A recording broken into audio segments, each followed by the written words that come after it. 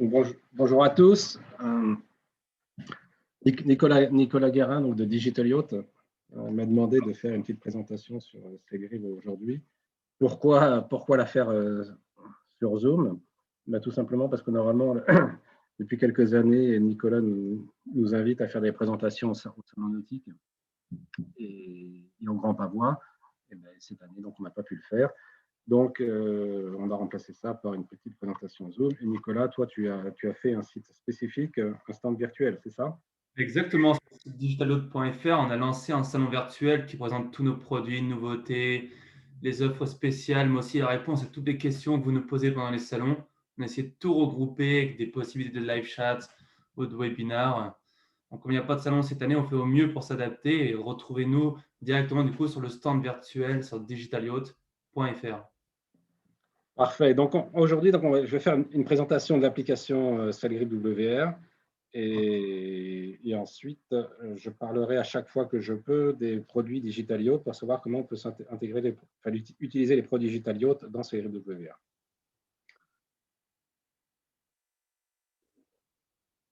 J'essaye de passer. Hop. Excusez-moi, mais là, j'ai un petit problème technique. Ça commence bien. Je n'arrive pas à passer la slide.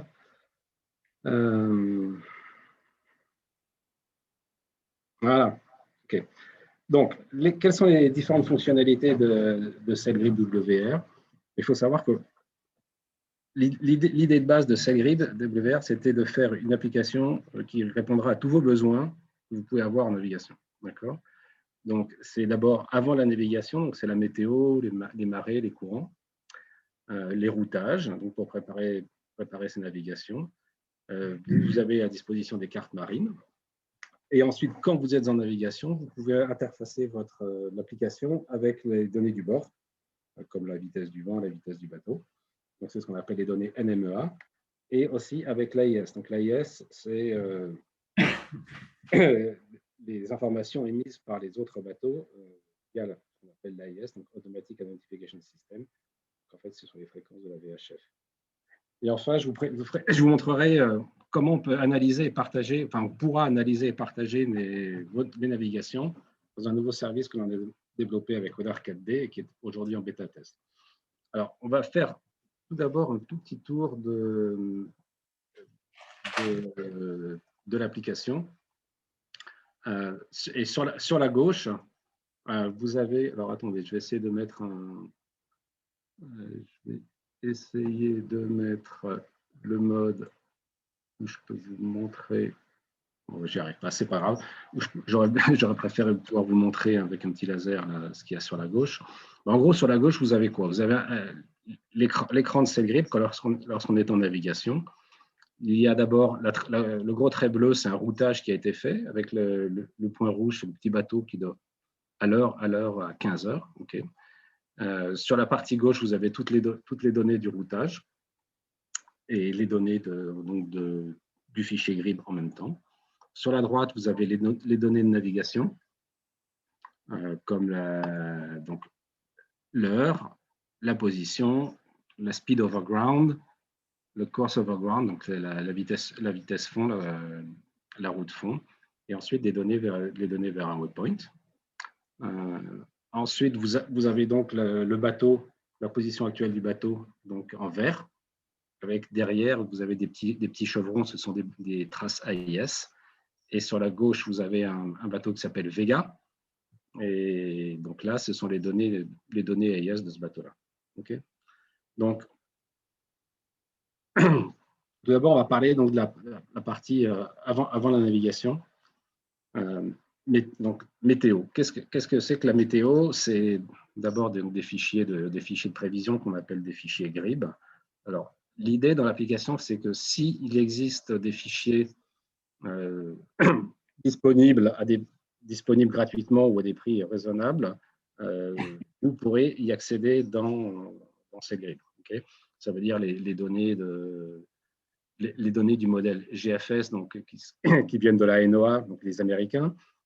Vous avez les données de Météo France avec les modèles comme Arpège, Arome.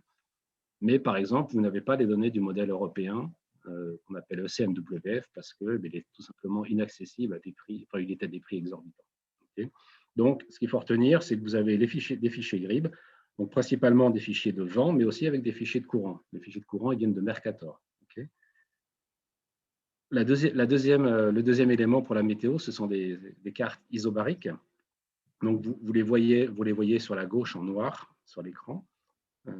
Quel est l'intérêt des cartes isobariques? C'est principalement pour visualiser les fronts. Okay. Donc là, sur la gauche de l'écran, vous voyez en noir les fronts qui sont associés à une petite dépression qui passe. Donc ça, vous ne l'avez pas dans les fichiers RIB, donc c'est pour ça que c'est intéressant de l'avoir grâce aux cartes isobariques. Okay. Et enfin, vous avez des images satellites. Donc, vous en avez une en bas de l'écran. Donc ça, c'est une image satellite en infrarouge du coup de vent qu'il y a eu sur les Alpes-Maritimes il y a une dizaine de jours. Okay. Donc, toutes ces données, vous pouvez les récupérer bien sûr quand vous êtes à terre avec du 4G, avec du Wi-Fi, ce que vous voulez, mais vous pouvez aussi les récupérer avec un Iridium Go. Et je vous montrerai tout à l'heure un petit peu ce que c'est que l'Iridium Go. Okay. Donc l'Iridium Go, c'est quand on est au large, ce sont un petit boîtier qui vous permet de vous connecter à la constellation satellite Iridium. Okay. Donc la météo, en gros, si vous avez Celerid, vous pouvez avoir un peu toutes les informations vous aurez toutes les informations dont vous avez besoin. Okay. Ensuite, la deuxième spécificité de Celerid, c'est le routage. C'est un peu comme ça que ça a été connu. Alors là, je vous montre un petit exemple. Je vais vous laisser 5 secondes pour réfléchir à ce que ça peut être. Donc voilà, les 5 secondes sont passées. Donc, qu'est-ce que c'est? En fait, ça, c'est un routage que j'ai fait en 2018, d'accord, pendant la route du Rhum, et c'est le routage de massif. Alors, ce que vous voyez en bleu foncé, c'est le routage, et en bleu clair, c'est la trace de massif, d'accord, que j'ai rajouté après coup. Alors, qu'est-ce qui est intéressant? C'est que vous voyez que ça colle parfaitement sur tout l'Atlantique. Il faut savoir que ça a duré 5 jours à peu près, et donc c'est pas mal, je trouve. Ce qui est encore plus incroyable, c'est quoi? C'est que la polaire de massif, moi, je ne la connais pas. Je ne la connaissais pas, la polaire. Okay. Donc, on peut se demander, mais comment on peut faire un routage si on ne connaît pas la polaire? En fait, ce que j'ai fait, c'est que je suis parti d'une polaire qui était assez proche de massif. En fait, c'est une polaire que j'avais récupérée de Virtua Regatta. Okay. Et ce que vous voyez, c'est que le routage ici, là, je ne l'ai pas fait au début de la course, mais je l'ai fait au bout de 24 heures de course. Et qu'est-ce que j'ai fait? En fait, au bout de 24 heures de course, je me suis aperçu que le massif, il était très en retard sur les routages initiaux. Donc, visiblement, il ne marchait pas à la vitesse de la polaire, il avait un problème. D'accord? Donc, j'ai recalé la polaire pour faire correspondre les premières 24 heures.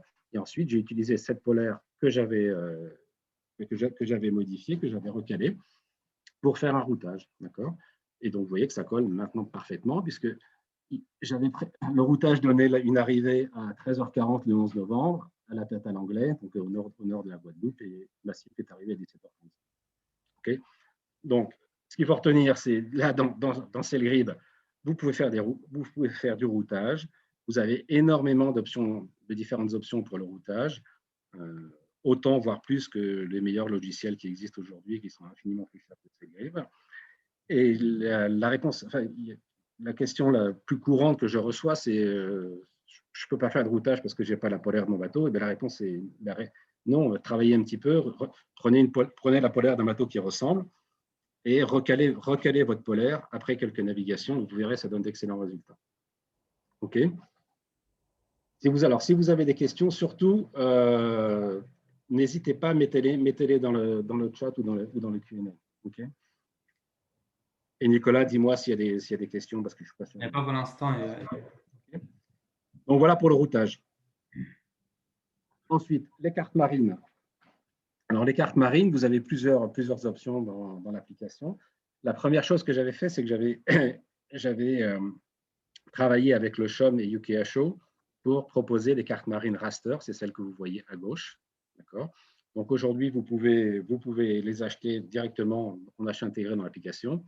Bon, ça couvre les côtes françaises, l'Angleterre, l'Espagne, le Portugal, les Antilles, quelques-unes, mais ça pas grand-chose. Il faut savoir que c'est un boulot énorme. Donc, cette option-là va disparaître pendant l'hiver et sera remplacée par une offre de GeoGarage qui sera commune avec Weather 4D. Donc là, vous aurez un bien plus grand choix de cartes raster. La deuxième option, c'est des cartes Navionics, c'est celle que vous avez au centre. Donc là, j'ai travaillé avec Navionics pendant 3 ans pour qu'ils acceptent l'idée de partager leurs cartes dans des produits externes, dans des applications. Donc, au bout de 3 ans, on y est arrivé. Et donc, là, le gros avantage de ça, c'est que si vous avez acheté une licence Navionics Botting, donc dans une application, que ce soit d'ailleurs sur iOS ou sur Android, vous pouvez ensuite l'utiliser dans Cellgrid. Okay. Donc, le gros avantage, c'est que c'est hyper pratique et finalement, ce n'est pas très, très cher. Les cartes sont mises à jour très, très fréquemment. Okay. Donc, vous avez le choix, ce qu'il faut retenir, vous avez le choix entre Navionics ou des cartes raster. OK.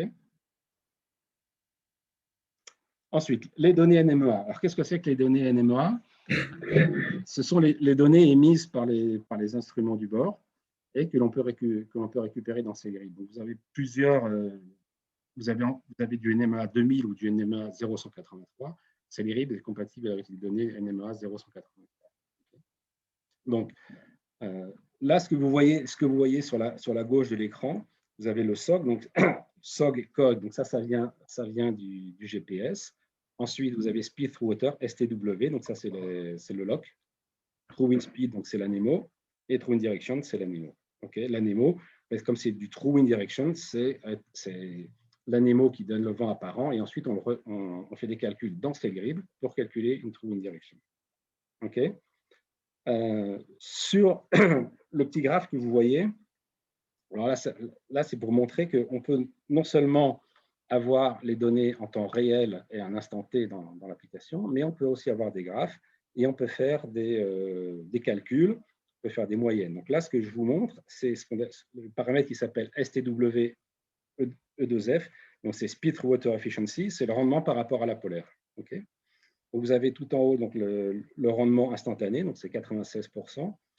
Ensuite, vous avez une moyenne sur 5 minutes. Vous voyez que sur 5 minutes, la moyenne, c'était à 99%. Ça varie entre 94 et 104. Et une moyenne un peu plus long terme, sur 20 minutes. Vous voyez qu'on est à 99% aussi, que ça varie entre 89 et 112. Alors, vous voyez dans la petite courbe en dessous qu'il y a eu que le rendement de la polaire était vraiment très, très variable à un moment. Et qu'est-ce qui s'est passé? En fait, c'est que avant que ça ne devienne très variable, j'étais en solitaire sous SPI après une régate et on rentrait au port. Et je suis allé me coucher et malheureusement, j'ai laissé mon pilote en mode compas. Et du coup, mon SPI s'est mis à battre, à faceiller de temps en temps. Et on voit bien donc l'effacement du SPI qui sont sur la courbe ici. Quand je me suis réveillé au bout de 20 minutes, eh ben, j'ai rétabli le truc, j'ai changé le pilote en mode vent. Et du coup, le SPI n'a plus faceillé. Vous voyez, donc l'idée, c'est qu'en utilisant les données NMEA du bord, non seulement on peut faire de l'analyse en temps réel, mais on peut faire bien d'autres choses. On peut faire recaler ses polaires, on peut faire des alarmes, énormément de choses dans l'application. Enfin, on peut faire énormément de choses dans l'application grâce à ces données. Parce qu'il faut savoir, c'est que les données sont reçues en Wi-Fi, d'accord, sauf éventuellement pour des Chromebox où on peut brancher un câble Ethernet, c'est ce que j'ai à bord. Tous les paramètres classiques, vous pourrez les recevoir. Les données sont en bidirectionnelles, c'est-à-dire qu'on calcule les données et on peut les renvoyer. Et la mise en œuvre est très simple, j'essaierai de vous la montrer tout à l'heure. Okay. Alors, comment on récupère ces données? Il faut des petits instruments. Okay. Donc là, je vais laisser la parole à Nicolas qui va vous présenter deux instruments de leur gamme de produits. Merci Henri. Donc, tout d'abord, on va commencer avec les passerelles NMEA 183 en Wi-Fi. Donc, comme a dit Henri, il y a deux formats NMEA. NMEA 183, qui est le format le plus ancien, mais qui est toujours d'environ 80%, 90% des bateaux à l'heure actuelle. Donc, NMEA 183, c'est des petits fils nus, ou bien là qu'on est connecteurs, ça dépend des marques. Chaque marque a des fils ou des codes couleurs différents, alors que NMEA 2000, c'est tout simplement une colonne avec des T, ou bien 6 tokens G chez Raymarine, et hop, on branche, et ça, c'est un dorsal NMEA 2000. Donc là, pour les données NMEA 183, ce qu'il faut aussi savoir dans les données NMEA 0183, c'est qu'il y a deux vitesses. enfin même 3 si on prend pour la course. La vitesse à 4800, c'est pour tous les instruments, GPS, sonde, vent, etc. Mais aussi la vitesse à 38400, et ça, c'est la vitesse juste pour l'AIS.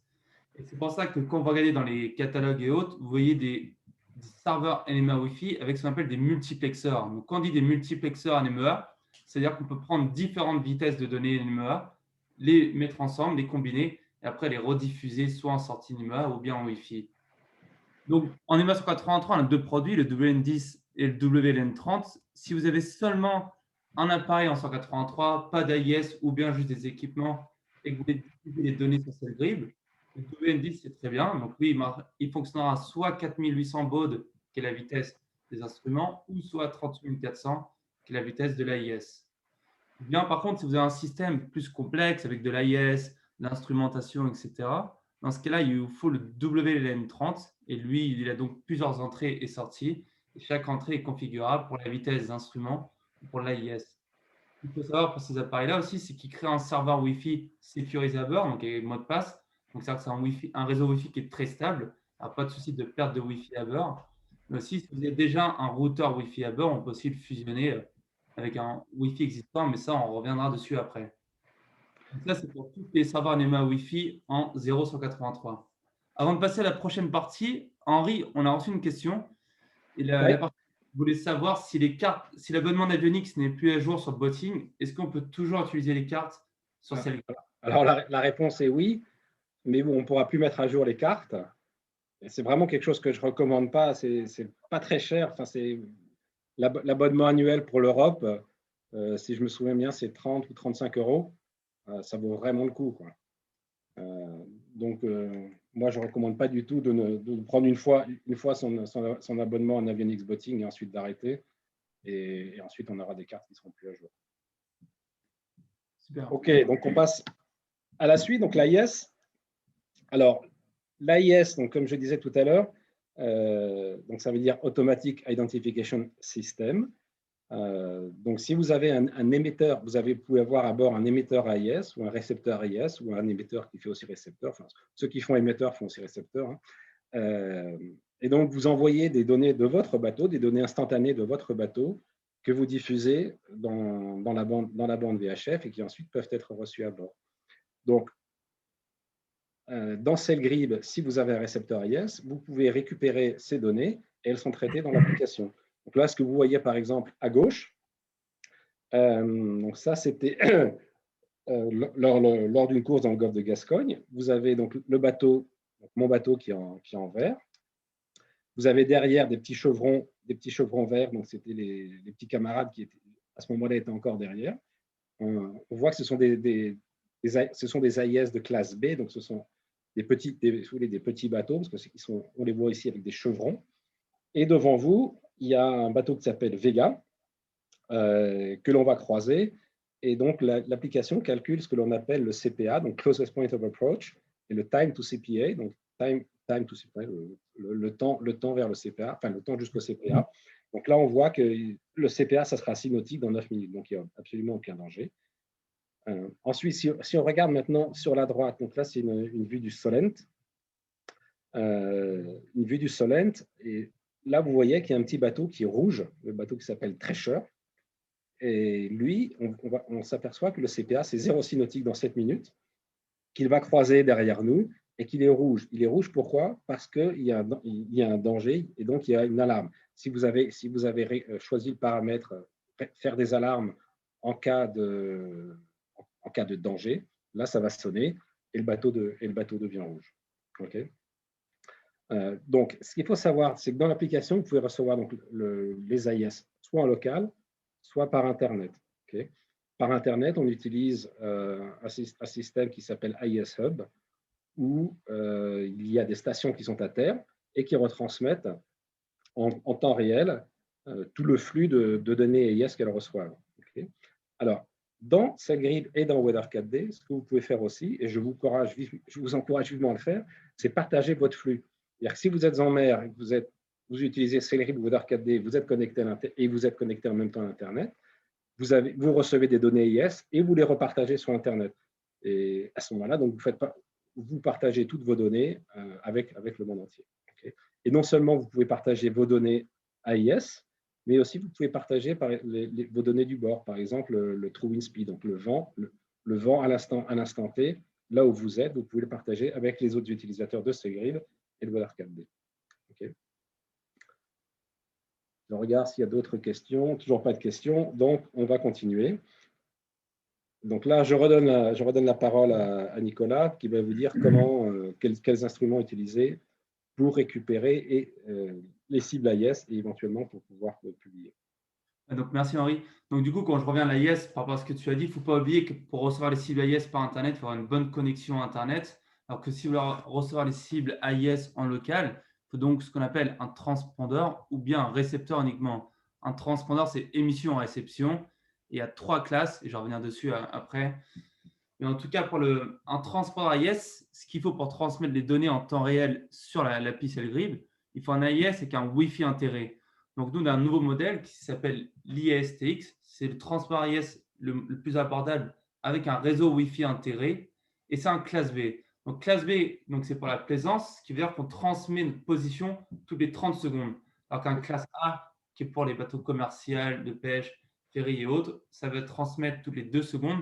Mais aussi, un classe A va transmettre plus de données, comme le nombre de personnes à bord, la destination, type de bateau, etc. Enfin, depuis 2 ans, il y a une nouvelle classe qui a été sortie qui s'appelle classe B+. En fait, un classe B+, c'est un mi-chemin entre un classe A et un classe B. D'une part, ça va transmettre plus rapidement, donc jusqu'à 5 secondes en fonction de la vitesse. Donc, bien sûr, pour un voilier, vous n'allez pas vraiment voir la différence. Après, en termes d'émission, c'est une puissance de 5 watts, un B+, alors qu'un classe B, c'est 2 watts. Et enfin, après, pour comment ça transmet les données, c'est utiliser le même système qu'un classe A, qui s'appelle le système SOTMA, Self-Organized TDMA. Et avec le système SOTMA, peu importe là ce que vous êtes, dans la Manche, etc., peu importe le trafic qui est aux alentours de vous, vous êtes toujours transmettre. Qu'un classe B, ça peut arriver, c'est très rare, mais pendant quelques minutes, on ne peut pas transmettre parce qu'il n'y a plus de créneaux disponibles. Alors qu'un B+, ou un classe A, peu importe là ce que vous êtes, à Singapour ou en Manche, n'importe, vous pouvez toujours les donner. Donc en B+, l'autre modèle qu'on a, c'est le 5000, mais on a aussi l'AT 3000 qui est juste en classe B. Lui, ce qui est intéressant avec ce produit-là, c'est que d'une part, c'est un transpondeur AIS, il a un splitter d'antenne VHF, parce qu'un transpondeur AIS, pour fonctionner, il lui faut une antenne VHF dédiée ou bien un splitter d'antenne. Et quand on dit un splitter d'antenne, il faut un bon splitter d'antenne, certifié zéro perte, un splitter actif. Et ça, en moyenne, en France, c'est autour de 200 à 300 € pour juste un splitter d'antenne qui vous permet d'utiliser une seule antenne VHF, celle en tête de mât. Après, ce produit-là aussi, il a un multiplexeur NMEA. Donc ça, je vous ai expliqué tout à l'heure dans les serveurs NMEA. C'est-à-dire que si vous avez des instruments à bord, Jarwet, Speedo, etc., on va les connecter sur la T5000 et le Wi-Fi va diffuser toutes les données de vos instruments, mais aussi AIS, GPS, en temps réel sur la piste SegGrid. Mais du coup aussi, si vous avez déjà un AIS à bord, une radio VHF avec récepteur AIS intégré ou bien déjà un transport AIS, vous pouvez simplement connecter un serveur NMEA Wi-Fi comme le WN10 ou WN30. Alors, ce que je rajouterais simplement, c'est il existe donc des récepteurs et des transpondeurs. Aujourd'hui, prenez un transpondeur, c'est vraiment, en termes de sécurité, c'est infiniment mieux. Donc, n'achetez plus de récepteurs AIS, achetez des transpondeurs, ils sont devenus relativement abordables. Et le prix, il y a quelques années, c'était autour de 1 000 €. Maintenant, l'ISTX, là, par exemple, avec les offres du salon virtuel, on offre l'antenne VHF, mon antenne GPS est fournie avec, transport AIS, il a 520 € jusqu'à la fin du mois. Et Nicolas, il y a une question de Philippe qui demande si le transpondeur Wi-Fi Nomad fonctionne-t-il directement? Oui, tout à fait. Le Nomad, on ne l'a pas mis. La raison, c'est tout simple, parce que le Nomad, à l'origine, c'est un produit portable. Donc, vraiment, quand on est créé pour la location, très populaire en France.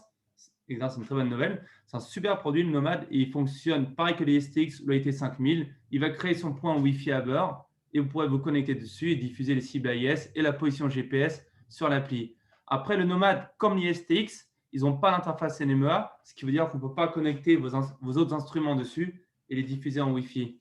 Après, le point qui est différent du Nomad par rapport aux autres AIS, c'est que c'est un produit qui est portable. Il est tout petit. L'antenne GPS, elle est intégrée dans le boîtier. Donc, si vous avez un bateau en alu ou trop grand, etc., ce n'est pas le produit qu'il vous faut. Et en plus, il s'alimente en USB. Donc, il vous faut un adaptateur 12 volts USB, un chargeur ROC, etc. pour alimenter le nomade. Et lui, après, il diffusera les cibles AIS sur Cellgrib. Mais en tout cas, oui, le nomade, il fonctionne très bien avec Cellgrib. Juste quand j'ai pas assez de place pour expliquer tous les produits, mais tous nos AIS avec Wi-Fi sont compatibles avec WeatherCAD et Cellgrib. OK, merci. Merci, Nico. On continue. Alors là, je vous présente donc le service post-navigation qui s'appelle Navigatio. Donc on l'a développé il a été développé en partenariat avec WeatherCAD et K&D Sailing Performance. WeatherCAD, je pense que vous connaissez. Donc c'est l'application qui fait comme Cellgrib, voire mieux sur iOS. Et K&D Sailing Performance, c'est une boîte donc, qui est basée en Espagne, qui travaille avec toutes les équipes de professionnels pour la performance des bateaux. Donc, pour améliorer la performance des bateaux. Par exemple, ils doivent couvrir à peu près la moitié de la flotte du Vendée Globe et 80% de la flotte des TP52. Okay. Donc, l'idée, c'est quoi? C'est que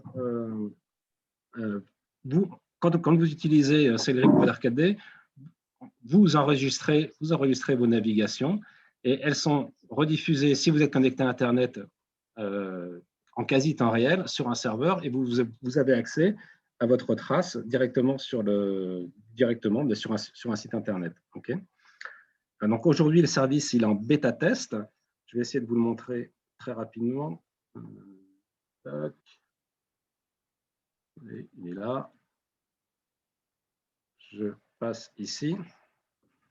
OK, donc là, un petit exemple d'une navigation que j'ai fait cet été entre Royan et La Rochelle. Donc, vous voyez, c'est un site Internet. Hein. Vous pouvez zoomer, c'est archi fluide. Vous voyez la façon de zoomer, etc. Donc là, on voit que je tire des bords en sortant. Je sors de la gironde en tirant des bords, mais avec le courant avec moi. Je remonte, j'arrive à La Rochelle. Par exemple, vous voyez, si je zoome, je vois très bien le moment où j'ai enlevé la voile et je suis rentré au port. Okay. Et ensuite, on voit parfaitement le moment où je suis au port. Là, okay. Alors, qu'est-ce que l'on voit sur Navigation? Donc, vous avez votre trace. En dessous, vous avez un graphique avec. Vous pouvez mettre n'importe quel des paramètres qui sont au-dessus. Donc là, pour l'instant, j'ai le SOG, donc le Speed Over Ground, c'est la vitesse du GPS, mais je peux très bien passer au speed, la vitesse du lock, ou True Wind Speed, etc. Okay, ou le Speed Through Water Efficiency, donc c'est l'efficacité par rapport à la polaire. Si je clique n'importe où sur la trace, eh bien,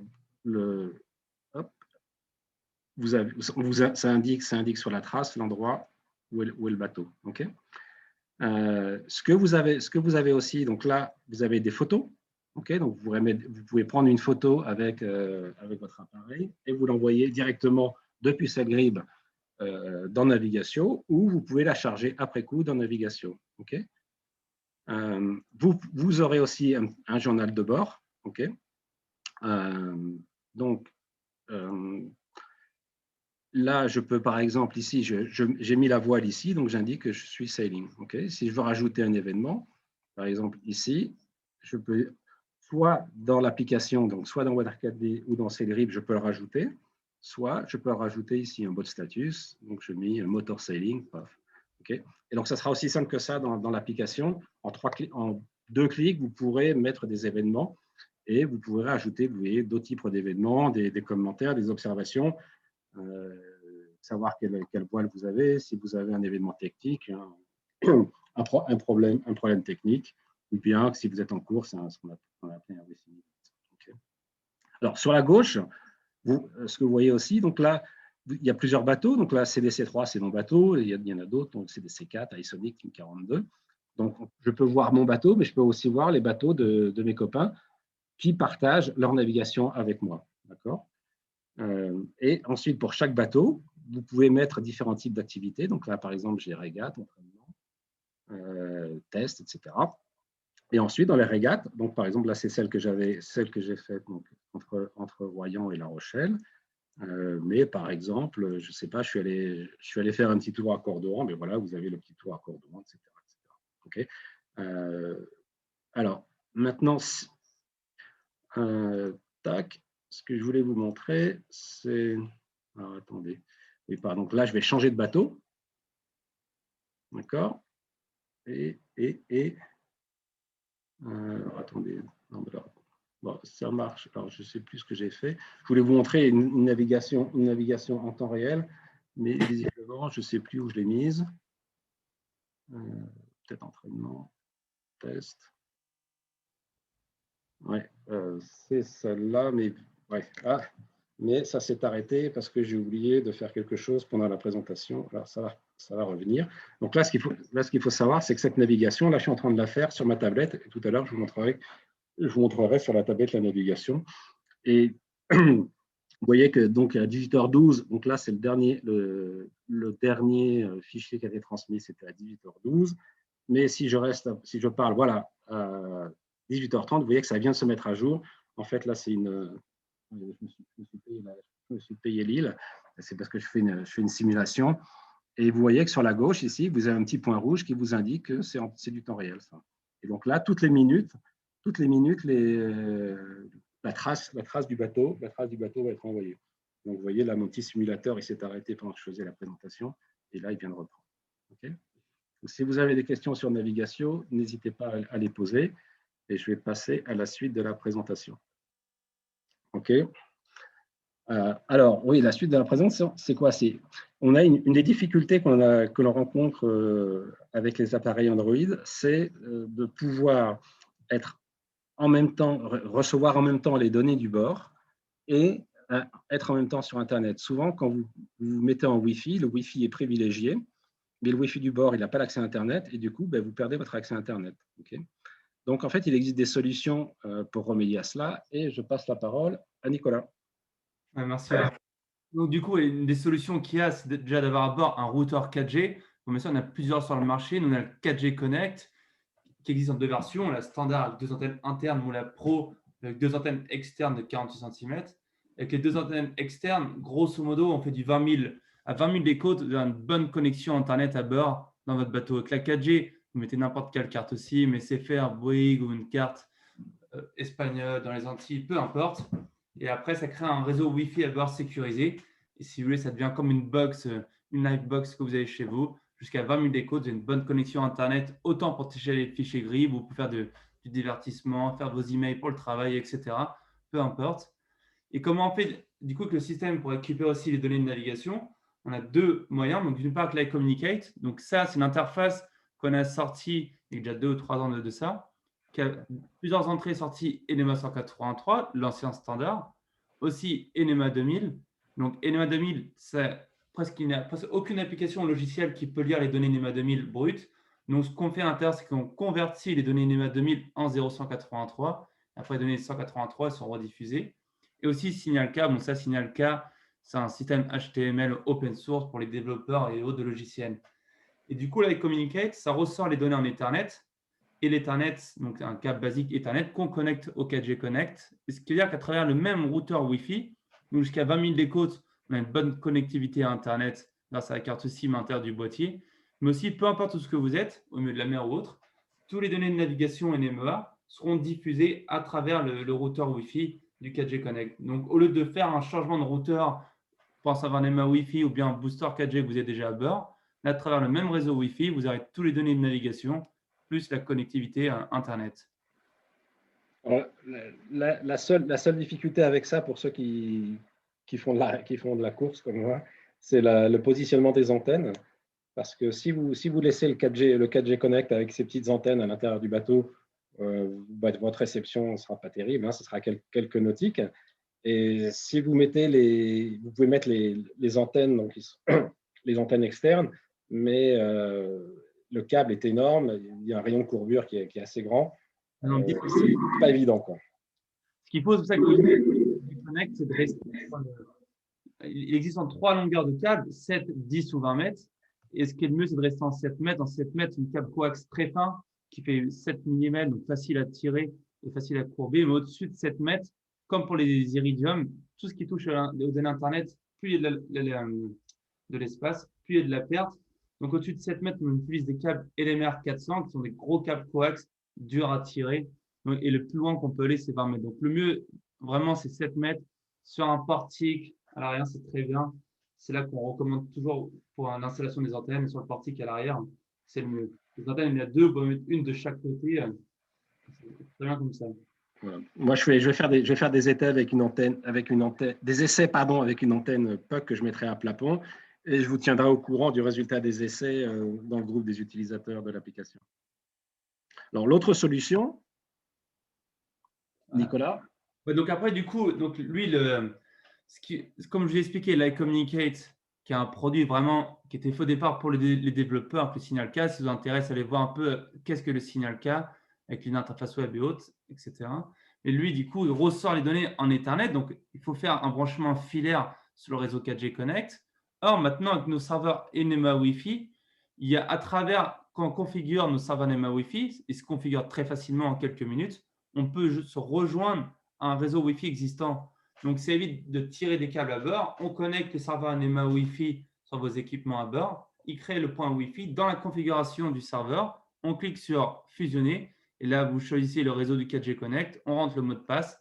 Et du coup, vous avez juste un seul réseau Wi-Fi à bord. Et ce que je tiens à rajouter d'ailleurs, parce que là, on a juste mis le WN10 ou le WN30 pour les données en NMA 183. Mais on a aussi le Naving 2. Et ça, c'est bien sûr que pour les réseaux NMA 2000. Il y a de plus en plus de monde qui ont simplement des données NMA 2000 à bord. Comme je l'ai dit tout à l'heure, NMA 2000, ce n'est pas compatible avec les API logiciels, enfin la plupart. Donc, ce qu'on fait à l'intérieur, c'est qu'on convertit les données en 183 et on diffuse en Wi-Fi pour être compatible avec tous les systèmes. Et lui, le Naving 2, comment ça fonctionne? C'est avec un simple câble NMA 2000 qu'on branche sur la dorsale, il va s'auto-alimenter. Donc, l'installation se fait en à peine 2 minutes. Et après, la configuration, c'est comme nos autres WN10 ou WN30. On peut changer le nom du Wi-Fi, le mot de passe, ou bien le rejoindre à un réseau Wi-Fi existant. Donc, si vous avez un réseau NMA 2000 à bord, que ce soit Cytoken ou bien Simnet, Renault, etc., le Naving 2, c'est le produit qui correspond. Mais si c'est en NMA 183, alors c'est le WN10 ou le WN30. Et ça, sur notre site, sur digitaloud.fr, on explique bien exactement comment faire les branchements ou comment configurer avec Cellgrid ou toute autre appli d'ailleurs, ou aussi très bien quel serveur NMA Wi-Fi il vous faut. Ça, je vous conseille d'ailleurs d'aller voir notre salon virtuel sur digitaloud.fr. Voilà, donc ça, c'est une solution qui marche très bien. Moi, c'est ce que j'ai à bord. J'ai mon multiplexeur, il est connecté les clients, en fait, client d'un 4G Connect. Okay. Donc voilà, donc ça marche très, très bien.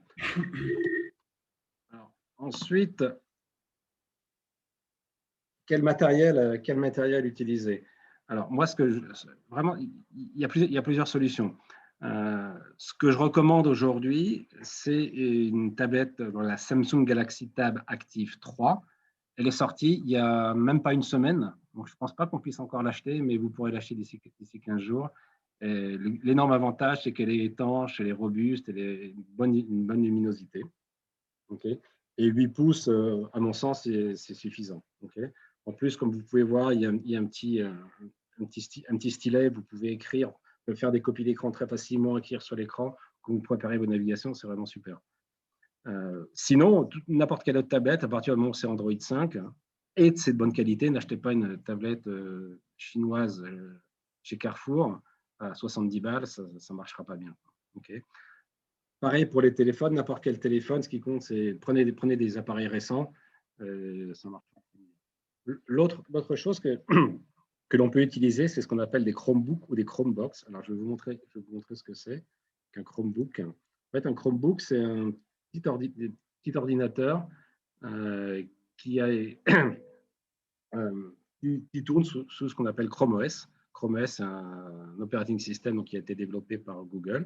Et en fait, toutes les applications Android tournent maintenant sous Chrome OS. Et vous avez plein de Chromebooks maintenant. Le meilleur site en France, c'est GoWithYou, c'est celui que je vous ai mis ici. C'est vraiment les spécialistes du Chromebook en France. Okay. Et là, n'importe quel Chromebook marchera. Okay. Ou ce que vous pouvez prendre aussi, c'est ce qu'on appelle une Chromebox. Okay. Donc ça, c'est un petit ordinateur fixe. Okay. Et c'est pareil, ça tourne sous Chrome OS. Et donc, les applications Android tournent. Par exemple, celui que j'ai à bord, c'est celui-là, la Acer Chromebox. Donc, du coup, j'ai ça qui est dans la table à cartes et j'ai un clavier, une souris et un grand écran. Et donc, c'est super pratique. Okay. Donc, j'ai ça j'ai la tablette. Alors, moi, aujourd'hui, j'ai la tablette, la Galaxy Tab Active 2. mais la 3, donc c'est celle-ci. C'est strictement la même, sauf que celle-là est beaucoup, beaucoup plus puissante que celle que j'ai. Alors, il y a autre chose qui est pas mal avec la 3. Vous voyez, donc, elle est IP68, donc elle est étanche. Vous avez des batteries assez grosses, vous pouvez les changer. Okay, donc, vous pouvez avoir 2 batteries à bord. Et vous pouvez la connecter en USB et avoir en fait votre tablette sur un ordinateur, simplement le connecter en USB. Okay. Alors, il y a une tablette dont je voulais parler, mais pour l'instant, malheureusement, je ne l'ai pas encore reçue. C'est une tablette qui s'appelle Cellproof, qui a été faite vraiment pour la plaisance, okay, que vous pouvez trouver donc, sur le site cellproof.shop. Donc, celle-là, elle va ressembler, je pense, à la Galaxy Tab Active 3. La grosse différence, ce sera sa batterie. Elle a une énorme batterie, et l'idée, c'est que ça peut tenir 24 heures en utilisation. D'accord. Donc ça, c'est sûr que c'est assez intéressant. Si on fait des sorties à la journée, ça marchera très bien. Il faut savoir aussi que la Galaxy Active 3 et celle-là, elles ont Galileo. D'accord. Donc ça veut dire que vous avez un GPS qui est super, super précis. Européen en plus.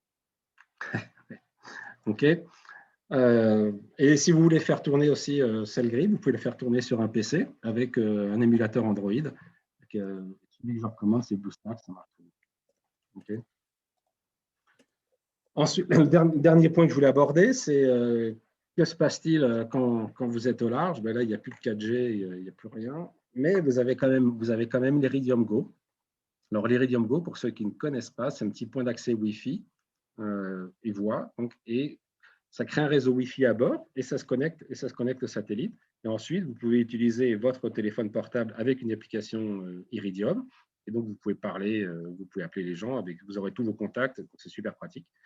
Bon, la qualité n'est pas géniale, mais bon, ça marche pas trop mal. Mais surtout, l'intérêt pour nos applications, c'est que vous pouvez avoir des abonnements data limités. Vous les prenez au mois, c'est sans engagement, et c'est à peu près, si je ne m'abuse, 150 € par mois. Donc, ça paraît très cher, mais si vous faites une transat, vous prenez un mois et ça marchera. Okay. Alors, dans Cellgrip, ce que l'on a fait, c'est que l'interface est complètement intégrée. Donc, vous voyez la petite copie d'écran que vous avez à gauche. Pour passer d'un téléchargement en 4G à un téléchargement par Iridium Go, il y a une seule chose à faire, c'est cocher une case dans le menu de requête Grip où on dit faire la requête avec Iridium Go. Bien sûr, il faut que la tablette soit connectée au Wi-Fi d'Iridium Go à ce moment-là. Alors, le gros avantage de cette intégration, c'est que j'ai pu faire un développement où la reprise de téléchargement, je ne sais pas si c'est si intelligent est le bon terme, mais ce que fait l'application, c'est que dès qu'il y a une connexion, hop, ça profite de la connexion, ça se reconnecte et donc ça télécharge. Okay. Du coup, on peut télécharger des fichiers assez gros. D'habitude, on avait pour habitude de dire qu'un fichier téléchargé par Iridium, il ne faut pas dépasser 50 à 60 K, donc kilooctets. Là, avec ce système-là, moi, j'ai téléchargé des fichiers de 250 kilooctets sans aucun problème, enfin sans trop de problèmes. Ça prend du temps, mais ça marche. Okay. Donc, si vous partez au large, aujourd'hui, pour moi, c'est idiot de partir au large sans Iridium Go. C'est idiot de naviguer de nuit sans avoir un transpondeur AIS. Et c'est certainement idiot de naviguer sans Cellgrip ou Radar 4D. Okay. Donc, voilà pour la présentation. Alors, ce que je voulais vous montrer, c'est 2-3 petites choses sur directement sur l'application. Alors, je vais essayer de le faire là et de partager mon écran. En attendant, si vous avez des questions, n'hésitez pas. Vous cliquez dans le QR en bas ou sur le chat et on va vous répondre. Je viens de voir pour le Navlink, vous me posez des questions, on a été 5000. On est là pour ça. Je vais essayer de partager mon écran si j'y arrive. Tac. Bien sûr, j'y arrive plus. Tac. Ah. Voilà, partager l'écran. OK. Donc voilà. Donc là, c'est la petite navigation que je vous montrais tout à l'heure sur navigation. C'est celle-là en fait, que je fais. Je suis en train de la simuler avec WebArcade. Donc là, vous voyez qu'on est passé à terre. Maintenant, on est sorti. Il y avait de l'eau. Alors, qu'est-ce que je voulais vous montrer? C'était principalement comment configurer le NMEA sur l'application. Pour vous montrer que finalement, c'est assez simple. Donc là, je vais dans le menu préférences. Okay. Ici, vous avez GPS, NMEA, AIS, paramètres NMEA. Dites-moi si je vais trop vite. Enfin, Nicolas, dis-moi si je vais trop vite. Non, mais c'est bon. Et là, vous voyez, vous avez un paramètre qui s'appelle source NMEA. Donc là, je l'ai configuré pour être relié à mon téléphone, mais si vous avez, par exemple, un produit Digital Yacht, la seule chose que vous avez à faire, c'est cliquer sur Digital Yacht. Okay. Et à ce moment-là, ça va régler automatiquement l'adresse IP du serveur, le port du serveur, et vous pouvez faire des tests. Vous voyez ici, vous voyez les phrases NMEA qui défilent. Okay. Donc, vous voyez, c'est vraiment très simple à faire.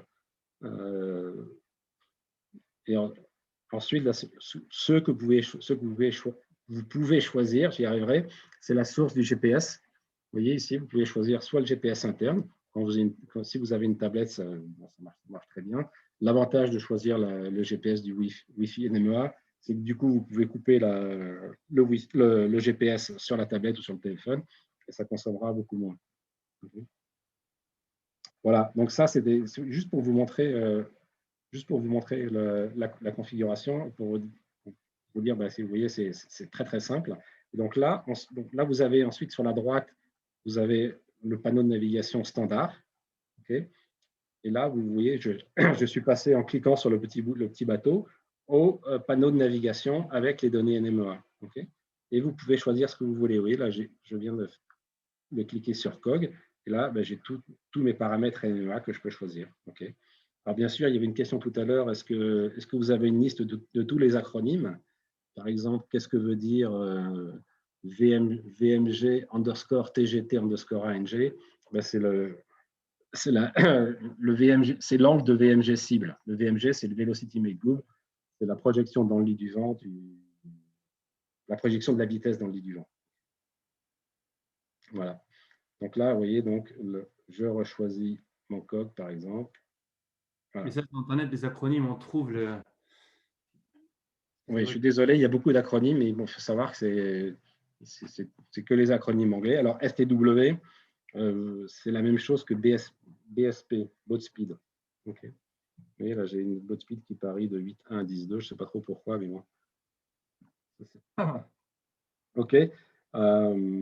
Voilà, si vous avez des questions, allez-y, surtout n'hésitez pas, posez-les maintenant dans le Q&A. Je vais arrêter de partager. Henri, il y a une question justement sur le prix. Oui, alors le prix, attendez, j'arrête de partager ça si j'y arrive. Alors, c'était quoi la question? L'application Cellgrid. Peut-on l'utiliser sur plusieurs écrans, tablettes, plus téléphone? Oui, alors attendez, j'essaie. Ça m'énerve, j'arrive pas à arrêter le partage. Voilà, c'est bon. La réponse est oui. Vous pouvez utiliser, si vous achetez l'application Cellgrid, je crois qu'aujourd'hui, elle est à 80, je sais plus si c'est 80 ou 90 € dans le Play Store. Vous pouvez l'acheter donc soit pour la vie, soit à l'année, avec un abonnement, soit au mois. D'accord?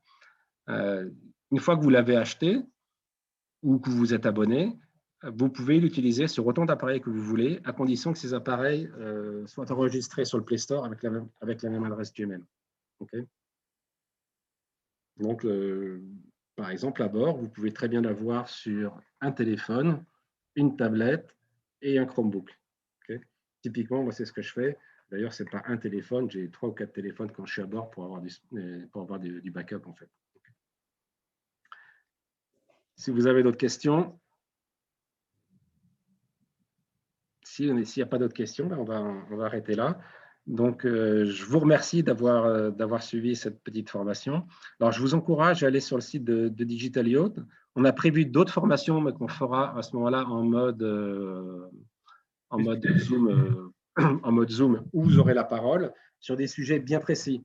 Et pour avoir la liste de sujets, ben, c'est à vous de la faire. Donc, il y a une petite feuille Excel sur le site de Digital Yacht. Il est où ton site, Nicolas? Digitalyacht.fr, tu vas sur… Oui, alors attendez, je vais repartager mon écran. Et pour la question qui vient d'être posée, non, Cellgrip, c'est uniquement sur Chromebook ou sur Android? Cellgrip marche sur macOS aussi. La réponse est non. Non, non. Si vous utilisez quelque chose, si vous voulez utiliser quelque chose sur iOS, aujourd'hui c'est WeatherCat-D, d'accord. Sur macOS, ça sera bientôt WeatherCat-D. Aujourd'hui, sur un Mac, vous pouvez, il n'y a pas d'application de navigation à ma connaissance. Peut-être que je me trompe, je connais très très mal le monde du Mac, mais ce que je peux vous dire, c'est qu'avec les nouveaux Mac, vous pourrez utiliser WeatherCat-D très bientôt. OK. Ouais, donc Henri, c'est sur digital.fr. Si tu peux aller oui, alors attends, je vais essayer d'y aller sur mon… Hop, ici. Digital Yacht. Je vais vous montrer où vous pouvez… Stand virtuel. Tac. Si j'y arrive. Oui, merci, Monsieur Roger. Si vous voulez participer aux formations, vous allez sur notre site. On a mis un lien Google Spreadsheet. Vous mettez votre nom, email, numéro de téléphone, la date que vous êtes libre pour une formation, le sujet que vous voulez. Et nous, après, on vous recontacte après avec les informations. Voilà. Alors, vous devrez y avoir à l'écran bientôt. Donc, voilà, vous allez sur le site Digital Yacht Stand virtuel. Vous avez… Okay. Qui est fait pour être mis sur un PC d'ailleurs. C'est mieux sur un PC, ouais. Ouais, parce que comme on n'a pas beaucoup de monde qui visite notre site avec un portable, c'est uniquement sur PC, on l'a… Ah ben, donc, ça ne marche pas bien. Ça ne marche pas sur la tablette. Tout en bas. C'est où formation? En bas du salon virtuel. Hop. Hop, vous avez un endroit formation. Là, c'est tous les questions. Arriver. Les cibles AIS en temps réel à La Rochelle, les réponses aux questions. Là, bon, là, là, vous avez formation. Vous allez sur Cellgrip.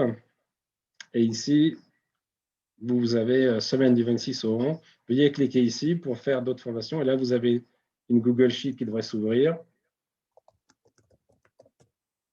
Voilà. Et vous avez là, pour l'instant, il y a une demande de formation. Je ne sais pas si vous la voyez. Tac. J'avais ouvert des Google Sheets là-dessus. OK, voilà. Okay, c'est Nicolas qui a fait une demande. Donc, surtout, n'hésitez pas. N'hésitez pas à aller là-dessus, rentrer vos coordonnées. Et nous, après, on organisera ça avec vous. Que c'est pour le paramétrage NMEA ou autre. Nous, pour tout ce qui est nos serveurs NMEA Wi-Fi, la connexion à vos systèmes, que c'est des anciens systèmes Furuno ou même des AIS, Vesper, TrueHeading, etc. Sur notre blog, on a listé tous les branchements, quelle couleur des fils NMEA 183 avec les autres couleurs NMEA. Pareil pour si c'est du NMEA 2000, comment faire les branchements en NMEA 2000. Et après, pour les applications, comment configurer Cellgrip ou WeatherCat-D ou n'importe quelle autre appli. Pareil sur notre blog, vous regardez comment configurer les applis. On a listé les capteurs d'écran de chaque partie et ça vous explique comment faire. Donc, n'hésitez pas à rejoindre les formations. Et on pourra développer tout ça avec plus de détails. OK, écoutez, je vous remercie. Pardon, je vous remercie et à une prochaine.